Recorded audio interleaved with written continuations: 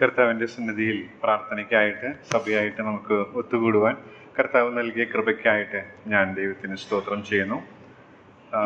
ഞാനിന്ന് ധ്യാനിച്ച ഒരു സങ്കീർത്തനത്തിൽ നിന്ന് പ്രാർത്ഥനയോടുള്ള ബന്ധത്തിൽ ചില കാര്യങ്ങൾ വേഗത്തിൽ പറഞ്ഞ് ഇരിക്കാനായിട്ട് ആഗ്രഹിക്കുന്നു. അതിനാധാരമായിട്ട് 86-ാം സങ്കീർത്തനം നമുക്കെടുക്കാം. 86-ാമത്തെ സങ്കീർത്തനം.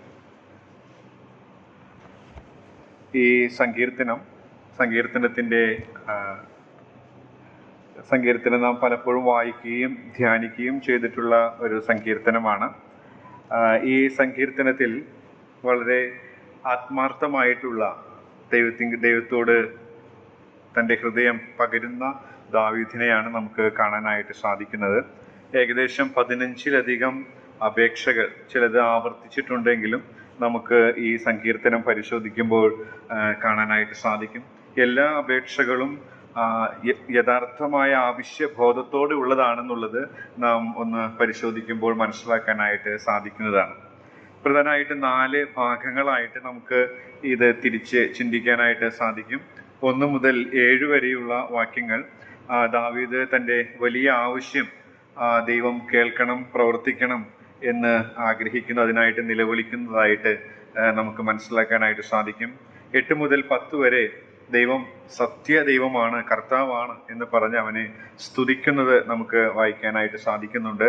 11 മുതൽ 13 വരെ ദൈവത്തിൻ്റെ വഴി പഠിപ്പിക്കണം, തൻ്റെ ഹൃദയം, ദാവീദിൻ്റെ ഹൃദയം അത് ദൈവഭയത്തിലേക്ക് ഏകാഗ്രമാക്കണം എന്ന് അപേക്ഷിക്കുന്നതായിട്ട് കാണുന്നു. 14 മുതൽ 17 വരെ ശക്തരായ ശത്രുക്കളിൽ നിന്ന് രക്ഷിക്കേണ്ടതിൻ്റെ അപേക്ഷിക്കുന്നതായിട്ട്, കരുണയ്ക്കായിട്ട്, കൃപയ്ക്കായിട്ട് യാചിക്കുന്നതായിട്ട് നമ്മൾ കാണുന്നു. അങ്ങനെ 4 വേദപണ്ഡിതർ ഈ സങ്കീർത്തനത്തെ തിരിച്ചിരിക്കുന്നത് നമുക്ക് മനസ്സിലാക്കാനായിട്ട് സാധിക്കും. എന്നാൽ ഞാൻ ഈ വേദഭാഗത്തിലൂടെ സഞ്ചരിച്ചപ്പോൾ 4 പ്രധാന ആശയങ്ങൾ പ്രാർത്ഥനയോടുള്ള ബന്ധത്തിൽ വേഗത്തിൽ പറയാം എന്ന് ഞാൻ ആഗ്രഹിക്കുകയാണ്.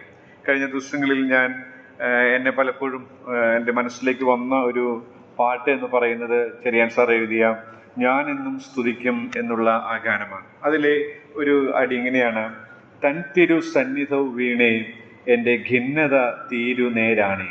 കർത്താവിൻ്റെ സന്നിധിയിലേക്ക് നമ്മൾ വരുമ്പോഴാണ് നമ്മുടെ ഭാരങ്ങൾ, നമ്മുടെ ഖിന്നതകളൊക്കെ തീരുന്നത്.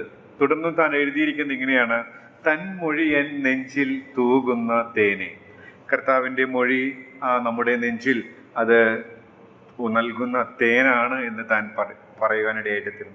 പ്രാർത്ഥനയ്ക്കായിട്ട് നാം കടന്നു വരുമ്പോഴും നാം ദൈവസന്നിധിയിൽ തൻ്റെ സന്നിധിയിൽ നാം വീഴുവാനായിട്ട് പോവുകയാണ്. അപ്പോൾ നമ്മുടെ ഖിന്നതകൾ അത് അതിജീവിക്കാനായിട്ട് അവൻ നമ്മെ സഹായിക്കും. അതിന് മുമ്പായി തൻ മൊഴി എൻ നെഞ്ചിൽ തൂകുന്ന തേനെ എന്ന് അന്വർത്ഥമാക്കിക്കൊണ്ട് ദൈവവചനത്തിൻ്റെ മുമ്പിൽ ഇരിപ്പാനും കർത്താവ് നമ്മെ സഹായിക്കുന്നതോർത്ത് ഞാൻ ദൈവത്തെ സ്തുതിക്കുന്നു. പ്രാർത്ഥനയോടുള്ള ബന്ധത്തിൽ 4 കാര്യങ്ങളാണ് ഈ 86-ാം സങ്കീർത്തനത്തിൽ നിന്ന് വേഗത്തിൽ നിങ്ങളുടെ ശ്രദ്ധയിലേക്ക് കൊണ്ടുവരാനായിട്ട് ആഗ്രഹിക്കുന്നത്. ഒന്നാമത്, എന്തുകൊണ്ട് പ്രാർത്ഥിക്കണം എന്നുള്ളത് ദാവീദിന്റെ ഈ സങ്കീർത്തനം നമ്മെ പഠിപ്പിക്കുന്നുണ്ട്. 1-ാമത്തെ വാക്യം തന്നെയാണ് അതെന്നെ പഠിപ്പിച്ചത്. അവിടെ നാം വായിക്കുന്നത് ഇങ്ങനെയാണ്: യഹോവേ, ചെവി ചായിക്കണമേ, എനിക്കുത്തരമരുളണമേ, ഞാൻ എളിയവനും ദരിദ്രനും ആകുന്നു. അപ്പോൾ എന്തുകൊണ്ട് പ്രാർത്ഥിക്കണം എന്ന് ചോദിച്ചാൽ ദാവീദ് പറയുകയാണ്, എനിക്ക് വലിയ ആവശ്യമുണ്ട്, അതുകൊണ്ട് ഞാൻ പ്രാർത്ഥിക്കുന്നു എന്നുള്ളതാണ്. എന്താ ഇവിടെ വലിയ ആവശ്യം? ഞാൻ മനസ്സിലാക്കിയത്, ഞാൻ എളിയവനും ദരിദ്രനുമാകുന്നു, ഞാൻ നിസ്സഹായനാണ്, എന്നിൽ തന്നെ ശക്തിയോ ഫലമോ കർത്താവേ എനിക്കില്ല എന്നുള്ള ഉത്തമ ബോധ്യം ദാവീദിനുണ്ടായിരുന്നു. അതുകൊണ്ട് ദാവീദ് പ്രാർത്ഥിക്കുകയാണ്. അപ്പോൾ നാം ദൈവസന്നിധിയിൽ കടന്നു വരുമ്പോൾ നാം എന്തുകൊണ്ട് കടന്നു വന്നു എന്ന് ചോദിച്ചാൽ ഈ ദാവീദിന്റെ ഉത്കടമായ ആഗ്രഹം നമ്മെയും ഭരിച്ചിരിക്കും എന്ന് ഞാൻ വിചാരിക്കുകയാണ്. കാരണം നമുക്ക് വലിയ ആവശ്യമുണ്ട്. നമ്മുടെ സ്വന്തം ശക്തിയിലും സ്വന്തം ബലത്തിലും ചെയ്യാൻ സാധിക്കാത്ത വലിയ ആവശ്യങ്ങൾ നമുക്കുണ്ട് എന്നുള്ളത് നമ്മുടെ ഹൃത്തടത്തിൽ തത്തിക്കളിക്കുന്ന ഒരു ആശയമാണ് എന്നുള്ളതിന് യാതൊരു സംശയവുമില്ല. അപ്പൊ എന്തുകൊണ്ട് നാം പ്രാർത്ഥിക്കണം എന്ന് ചോദിച്ചാൽ ദാവീദിന്റെ അനുഭവത്തിൽ നിന്ന് നമുക്ക് മനസ്സിലാക്കാനായിട്ട് സാധിക്കുന്നത് നമുക്ക് വലിയ ആവശ്യമുണ്ട് എന്നുള്ളതാണ്. നമുക്ക് വലിയ ആവശ്യമുണ്ട്. നമുക്കറിയാം, ഒരു രോഗിയായ വ്യക്തി ആ രോഗം തിരിച്ചറിയുമ്പോഴാണ് അവൻ ഡോക്ടറുടെ അടുത്തേക്ക് പോവുകയുള്ളൂ. നല്ല വിശപ്പുള്ള ഒരു വ്യക്തി മാത്രമാണ് ഭക്ഷണം കഴിക്കാനായിട്ട് ആഗ്രഹിക്കുകയുള്ളൂ. ഇതുപോലെ നമ്മുടെ ആവശ്യം എത്ര വലുതാണെന്ന് തിരിച്ചറിയുന്നവർക്ക് മാത്രമാണ് കർത്താവിൻ്റെ സന്നിധിയിലേക്ക് കടന്നു വരുവാനായിട്ട് സാധിക്കുന്നത്. പലപ്പോഴും നമ്മൾ നാമധേയ ക്രൈസ്തവരെ നോക്കുമ്പോൾ അവർ വൈകിട്ടും രാവിലെയും ഒക്കെ എത്ര കഷ്ടം സഹിച്ചും ത്യാഗം സഹിച്ചും അവർ പ്രാർത്ഥനയ്ക്കായിട്ടും മറ്റും പോവുകയാണ്. എന്നാൽ നമ്മെ സംബന്ധിച്ച് നമ്മുടെ കർത്താവിൻ്റെ രക്തത്താൽ വീണ്ടെടുക്കപ്പെട്ടവരാണ് എന്നൊക്കെ പറയുമ്പോഴും കർത്താവിൻ്റെ കാര്യങ്ങളിലേക്ക് കടന്നു വരാനായിട്ട് നമുക്ക് ഉത്സാഹം തോന്നുന്നില്ല. അതിൻ്റെ കാരണം എന്ന് പറയുന്നത് നാം കഴിഞ്ഞ ഞായറാഴ്ച കേട്ടു, നമ്മിൽ തന്നെയാണ് അതിൻ്റെ കുറ്റം. മൂപ്പന്മാരിലേക്കോ മറ്റുള്ളവരിലേക്കോ സഹവിശ്വാസികളിലേക്കോ വിരൽ ചൂണ്ടി നാം സമയം പാഴാക്കേണ്ടതായിട്ടില്ല. നമ്മുടെ പരാജയത്തിന് കാരണം നാം തന്നെയാണെന്നുള്ളത് വളരെ വ്യക്തമായിട്ട് കർത്തൃദാസൻ ദൈവവചനത്തിൽ നിന്ന് വ്യക്തമാക്കി. അത് തന്നെയാണ് ഇവിടെയും മനസ്സിലാക്കാനായിട്ട് സാധിക്കുന്നത്. ഈ തിരിച്ചറിവ് പലർക്കും ഇല്ല എന്നുള്ളതാണ്. അവർ പലപ്പോഴും മറ്റുള്ളവരെ കുറ്റം പറയുന്നതിനും വിധിക്കുന്നതിലും രസിച്ച് സമയം പാഴാക്കുകയാണ്. എന്നാൽ ദാവീദ് പറയുകയാണ്, എനിക്ക് വലിയ ആവശ്യമുണ്ട്, ഞാൻ എളിയവനാണ്, ദരിദ്രനാണ്, എന്നിൽ തന്നെ ശക്തിയോ ഫലമോ എന്നിലില്ല, അതുകൊണ്ട് ഞാൻ അവന്റെ സന്നിധിയിലേക്ക് വരികയാണ്. അപ്പൊ എന്തുകൊണ്ട് പ്രാർത്ഥിക്കണം എന്ന് ചോദിച്ചാൽ വലിയ ആവശ്യം നമുക്കുണ്ട് എന്നുള്ളതാണ്. ജോൺ ബനിയന്റെ ഒരു സ്റ്റേറ്റ്മെന്റ് പ്രകാരമാണ്, നിങ്ങൾ പ്രാർത്ഥിച്ചതിന് ശേഷം പ്രാർത്ഥനയ്ക്ക് പുറമെ പലതും ചെയ്യാം, എന്നാൽ നിങ്ങൾ പ്രാർത്ഥിക്കുന്നത് വരെ പ്രാർത്ഥനയേക്കാൾ പ്രധാനപ്പെട്ട ഒന്നും ചെയ്യാനാവില്ല. ദേവദാസൻ പറഞ്ഞത് എങ്ങനെയാണ്, പ്രാർത്ഥനയ്ക്ക് മുൻപ് നാം പല കാര്യങ്ങൾ ചെയ്ത് ഒടുവിൽ പരാജിതരായി പ്രാർത്ഥിക്കുന്നതിനേക്കാൾ നമ്മുടെ വലിയ ആവശ്യം നമുക്കുണ്ട്, അത് നിവർത്തിക്കാനുള്ള പ്രാപ്തി നമുക്കില്ല. ആ വലിയ ആവശ്യബോധത്തിൽ നിന്ന് കർത്താവിലേക്ക് അടുത്തു വരുവാനായിട്ട് നമുക്കിടയായിട്ട് തീരേണ്ടത് ആവശ്യമാണ് എന്നുള്ളതാണ്. മാത്രമല്ല മറ്റൊരു കാര്യം എൻ്റെ മനസ്സിലേക്ക് വന്നത്, നാം നേരത്തെ ഞായറാഴ്ച കേട്ടതുപോലെ പിശാചിന്റെ ശക്തിയെ അവഗണിക്കുകയാണ്. പിശാചിന്റെ ശക്തിയെ അവഗണിക്കുന്നു. മാത്രമല്ല നമ്മിലുള്ള പാപവാസനകളെ നമ്മൾ തിരിച്ചറിയുന്നില്ല. മാത്രമല്ല നമ്മുടെ സ്വാർത്ഥത അതെത്രമാത്രം അപകടമാണ് കുടുംബത്തിലും സഭയിലും വരുത്തുന്നത് എന്നുള്ളത് തിരിച്ചറിയുന്നില്ല. അപ്പൊ നമ്മുടെ ആവശ്യം ഇതൊക്കെയാണ്. ഇതാണ് ഞാൻ ആവശ്യം, നമുക്ക് വലിയ ആവശ്യമുണ്ട് എന്നുള്ളത് കൊണ്ട് അർത്ഥമാക്കുന്നത്. ഒന്നാമത് പിശാചിന്റെ ആ ശക്തി, അവന്റെ തന്ത്രങ്ങൾ അതെത്ര ശക്തിയുള്ളതാണ്, ബലമുള്ളതാണ് നമ്മൾ തിരിച്ചറിയുന്നില്ല. നമ്മുടെ ഉള്ളിലുള്ള പാപവാസനകൾ അത് നാം തിരിച്ചറിയുന്നില്ല. മാത്രമല്ല നമ്മളിലുള്ള സ്വാർത്ഥത അത് നമ്മെയും കുടുംബത്തെയും സഭയെയും തകർക്കുന്നതാണെന്ന് തിരിച്ചറിയുന്നില്ല. അപ്പൊ ഇതിൽ നിന്നൊക്കെ രക്ഷപ്പെടാനായിട്ട്, അതിൽ നിന്നൊക്കെ രക്ഷപ്പെടണമെന്നുള്ള ഉത്കടമായ ആവശ്യമുണ്ടെങ്കിൽ ദാവീദിനെ പോലെ ദൈവസന്നിധിയിലേക്ക് അടുത്തു വരുവാനായിട്ട് നമുക്ക് സാധിക്കുക. അപ്പൊ എന്തുകൊണ്ട് പ്രാർത്ഥിക്കണം എന്ന് ചോദിച്ചാൽ വലിയ ആവശ്യം നമുക്കുണ്ട്. രക്ഷിക്കപ്പെട്ടാലും വലിയ ആവശ്യം. ഇങ്ങനെയുള്ള മുറുകെ പറ്റുന്ന സ്വമേധ രഹസ്യ പാപങ്ങളെ ജയിക്കണമെങ്കിൽ കർത്താവിന്റെ ബലത്തിൽ ദിനംതോറും ആശ്രയിക്കുന്നവർക്കേ സാധിക്കുകയുള്ളൂ.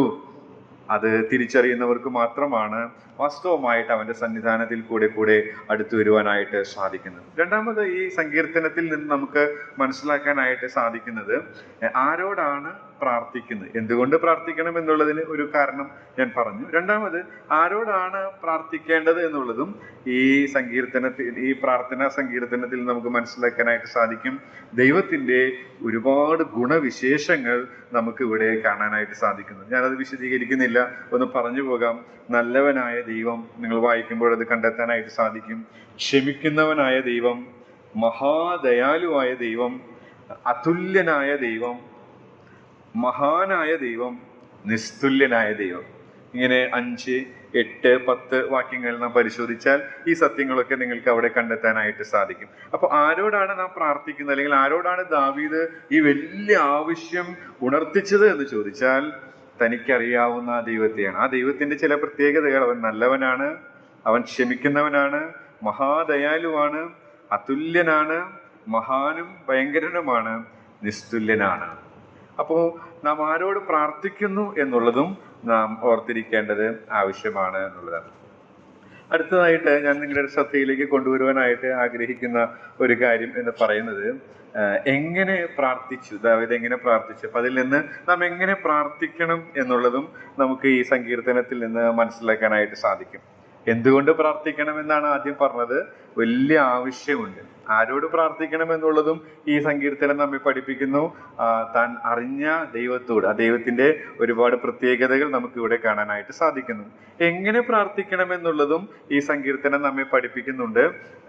ഒന്നാമത്തെ വാക്യത്തിൽ തന്നെ നമുക്കറിയാം, ഒന്നാമത്തെ വാക്യമല്ല, മിക്ക പ്രാർത്ഥനാ വാചകങ്ങളും ശ്രദ്ധിച്ചാൽ അതൊരു ആത്മാർത്ഥതയുള്ള പ്രാർത്ഥനയാണ്. വെറുതെ വന്ന് നാം എന്തു പറയുന്നു എന്ന് തിരിച്ചറിയാതെ പറയുന്ന ജൽപ്പനങ്ങളല്ല ദാവീദിന്റെ ഓരോ പ്രയർ സ്റ്റേറ്റ്മെന്റും.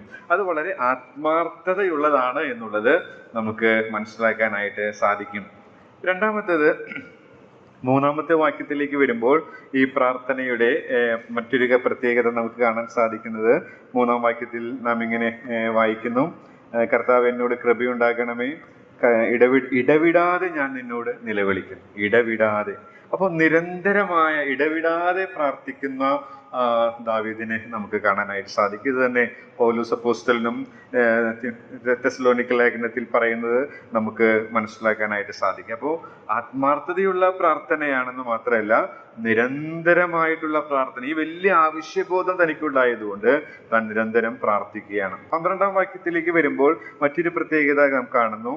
എൻ്റെ ദൈവമായ കർത്താവേ, ഞാൻ പൂർണ്ണ ഹൃദയത്തോടെ നിന്നെ സ്തുതിക്കും. പൂർണ്ണ ഹൃദയത്തോടെ ദൈവത്തെ സ്തുതിക്കുകയാണ്. അപ്പോ നന്ദിയോടെ പ്രാർത്ഥിക്കുന്ന ഒരു ചിത്രം നമുക്ക് അവിടെ മനസ്സിലാക്കാനായിട്ട് സാധിക്കും. നന്ദിയോടെ ദൈവം ചെയ്തിരിക്കുന്ന ആ പ്രവൃത്തികൾ, അത് പൂർണ്ണ ഹൃദയത്തോടു കൂടെ തന്നെ ദൈവത്തെ സ്തുതിക്കാനായിട്ട് ഉപയോഗിക്കുകയാണ്. മാത്രമല്ല, 1-ാം വാക്യത്തിൽ തന്നെ നാം ഒന്നുകൂടെ ശ്രദ്ധിക്കുമ്പോൾ ആ എളിയവനും ദരിദ്രനും എന്നുള്ള പ്രയോഗം നമ്മെ ഓർപ്പിക്കുന്നത് താഴ്മയോടെയുള്ള, തൻ്റെ ബലഹീനത, തൻ്റെ അപര്യാപ്തത സമ്മതിച്ചുകൊണ്ടുള്ള പ്രാർത്ഥന നമുക്ക് അവിടെ കാണാനായിട്ട് സാധിക്കും. 7-ാം വാക്യത്തിലേക്ക് വരുമ്പോൾ 86-ാം സങ്കീർത്തനത്തിന്റെ 7-ാം വാക്യത്തിൽ, നീ എനിക്ക് ഉത്തരമരുളുകയാൽ എൻ്റെ കഷ്ട ദിവസത്തിൽ ഞാൻ നിന്നെ വിളിച്ചപേക്ഷിക്കും. നീ എനിക്ക് ഉത്തരമരുളുകയാൽ. അപ്പോൾ വിശ്വാസത്തോടുകൂടെ ദൈവം ഉത്തരമരുളി. അത് ദൈവത്തിൽ ഞാൻ വിശ്വസിച്ചു, ദൈവത്തിൽ ഞാൻ ആശ്രയിച്ചു, ഞാൻ എൻ്റെ ആവശ്യബോധം അറിയിച്ചു, എൻ്റെ പ്രതിസന്ധികളൊക്കെ അറിയിച്ചു, ദൈവം ഉത്തരമരുളി അവൻ എന്നെ. അപ്പൊ അതുകൊണ്ട് വിശ്വാസത്തോടുകൂടെ ഉള്ള പ്രാർത്ഥനയായിട്ട് നമുക്ക് അവിടെ അപ്പൊ എങ്ങനെ പ്രാർത്ഥിക്കണം എന്ന് ചോദിച്ചാൽ ഈ സങ്കീർത്തനം നമ്മെ പഠിപ്പിക്കുകയാണ്. ആത്മാർത്ഥതയോടെ, ഇടവിടാതെ, നന്ദിയോടെ, താഴ്മയോടെ, വിശ്വാസത്തോടെ പ്രാർത്ഥിക്കാനായിട്ട് സാധിക്കണം എന്നുള്ളത്. എന്തിനു വേണ്ടി പ്രാർത്ഥിക്കണം, അല്ലെങ്കിൽ എന്തൊക്കെ വിഷയങ്ങളാ പ്രാർത്ഥനയിൽ വേണ്ടത്, അതും നമുക്ക് ഇവിടെ കണ്ടെത്താനായിട്ട് സാധിക്കും. അതുകൂടെ പറഞ്ഞ് ഞാൻ ഇരിക്കാനായിട്ട് ആഗ്രഹിക്കുകയാണ്. ഒന്നാമത് 4-ാമത്തെ വാക്യത്തിൽ നാം വായിക്കുന്നു, അടിയന്റെ ഉള്ളത്തെ സന്തോഷിപ്പിക്കണമേ. അടിയന്റെ ഉള്ളത്തെ. അപ്പൊ കഷ്ടതയുടെ മധ്യത്തിലാണ്, പ്രശ്നങ്ങളാണ്. പല പ്രയോഗങ്ങൾ നമുക്ക് ഇതിൽ കാണാനായിട്ട് സാധിക്കും. അഹങ്കാരികൾ എതിർത്ത് നിൽക്കുകയാണ്, പല നിലകളിലുള്ള പ്രതിബന്ധങ്ങൾ താൻ നേരിടുകയാണ്. അതിന്റെ മധ്യത്തിൽ ആ പ്രതിബന്ധങ്ങളും അഹങ്കാരികളുടെ ആ പ്രശ്നങ്ങളൊക്കെ പ്രാണഹാനി വരുത്തുവാൻ നോക്കുന്ന രംഗങ്ങളൊക്കെ ഒഴിഞ്ഞു പോകണം എന്നല്ല താൻ ആഗ്രഹിക്കുന്നത്. ഇങ്ങനെയൊക്കെയുള്ള പ്രശ്നങ്ങൾ വരുമ്പോൾ ഉള്ളിന്റെ ഉള്ളിൽ കർത്താവിൽ സന്തോഷിക്കുവാൻ, യഹോവയെങ്കിലേ ബലം, സന്തോഷം എൻ്റെ ബലം എന്ന് അനുഭവിക്കാനായിട്ട് എന്നെ സഹായിക്കണം എന്ന് താൻ പ്രാർത്ഥിക്കുകയാണ്. അപ്പൊ നല്ലൊരു പ്രാർത്ഥനാ വാചകം നമുക്ക് അവിടെ കാണാനായിട്ട് സാധിക്കുകയാണ്. കഷ്ടതകളിലെ, പ്രശ്നങ്ങളിലെ സന്തോഷത്തിനായിട്ട് പ്രാർത്ഥിക്കുന്നതായിട്ട് നമുക്ക് മനസ്സിലാക്കാനായിട്ട് സാധിക്കും. അടുത്തതായിട്ട് 11-ാമത്തെ വാക്യം. 11-ാമത്തെ വാക്യത്തിൽ എന്തിനൊക്കെ വേണ്ടി പ്രാർത്ഥിച്ചു, അല്ലെങ്കിൽ ദാവീദിന്റെ പ്രയർ സബ്ജക്റ്റ് എന്തൊക്കെയാണെന്ന് നോക്കിയേ. രണ്ടാമതായിട്ട് അവിടെ കാണാൻ സാധിക്കുന്നത്, യഹോവേ നിന്റെ വഴി എനിക്ക് കാണിച്ചു തരണമേ, എന്നാൽ ഞാൻ നിന്റെ സത്യത്തിൽ നടക്കും, നിന്റെ നാമത്തെ ഭയപ്പെടുവാൻ എൻ്റെ ഹൃദയത്തെ ഏകാഗ്രമാക്കണമേ. ഈ വാക്യം ഞാൻ ആദ്യമായിട്ട് എൻ്റെ ശ്രദ്ധയിൽ വരുന്നത് വർഷങ്ങൾക്ക് മുൻപ് യൂത്ത് മീറ്റിങ്ങില് ദൈവവചന ധ്യാനത്തിനായിട്ട് ഞങ്ങൾ പായയിൽ ഇങ്ങനെ കൂടുമ്പോൾ ഡോക്ടർ റോളണ്ട് ഞങ്ങൾക്ക് ചിന്ത പറഞ്ഞത് ഈ സങ്കീർത്തനത്തിലായിരുന്നു. അപ്പൊ അന്ന് മുതൽ ഈ സ്റ്റേറ്റ്മെന്റ് എൻ്റെ പ്രാർത്ഥന വിഷയമായിട്ട് മാറി. അന്നാണ് ഞാൻ ഈ വാക്യം ശ്രദ്ധിക്കാനായിട്ട് ഇടയായിട്ട് തീരുന്നത്. ദാവീദിന്റെ മറ്റൊരു സബ്ജക്റ്റാണ്, പ്രാർത്ഥനയുടെ ഒരു വിഷയമാണ്. അതായത് ഞാൻ ഇങ്ങനെയാണ് അതിന്റെ തലക്കെട്ട് കൊടുത്തത്, പഠിക്കാൻ തയ്യാറുള്ള, അനുസരണയുള്ള, ഏകാഗ്രതയുള്ള, ദൈവഭയമുള്ള ഹൃദയത്തിനായിട്ട് പ്രാർത്ഥിക്കുകയാണ്. പഠിക്കാൻ തയ്യാറുള്ള, അനുസരണമുള്ള, ഏകാഗ്രതയുള്ള, ദൈവഭയമുള്ള ഹൃദയത്തിനായിട്ട് പ്രാർത്ഥിക്കുന്ന ദാവീദിനെ നമുക്ക് ഇവിടെ കാണാനായിട്ട് സാധിക്കും. 9-ാമത്തെ വാക്യത്തിലേക്ക് വരുമ്പോൾ മറ്റൊരു കാര്യം നമുക്ക് കാണാൻ സാധിക്കും. കർത്താവേ, നീ ഉണ്ടാക്കിയ സകല ജാതികളും തിരുമുമ്പിൽ വന്ന് നമസ്കരിക്കും, അവർ നിന്റെ നാമത്തെ മഹത്വപ്പെടുത്തും. ദൈവത്തെ മഹത്വപ്പെടുത്തേണ്ടതിനായിട്ട് സകലത്തിനും ആധിപത്യമുള്ളവൻ അവനാണ്. അതുകൊണ്ട് എല്ലാ പ്രവൃത്തികളും കർത്താവെ അങ്ങയെ മഹത്വപ്പെടുത്തുവാൻ ഇടയായിട്ട് തീരണം എന്ന് ഉത്കടമായിട്ട് ആഗ്രഹത്തോടെ പ്രാർത്ഥിക്കുന്ന ദാവീദിനെ നമുക്കിവിടെ കാണാനായിട്ട് സാധിക്കും. ഞാൻ നിർത്തുവാനായിട്ട് ആഗ്രഹിക്കുകയാണ്.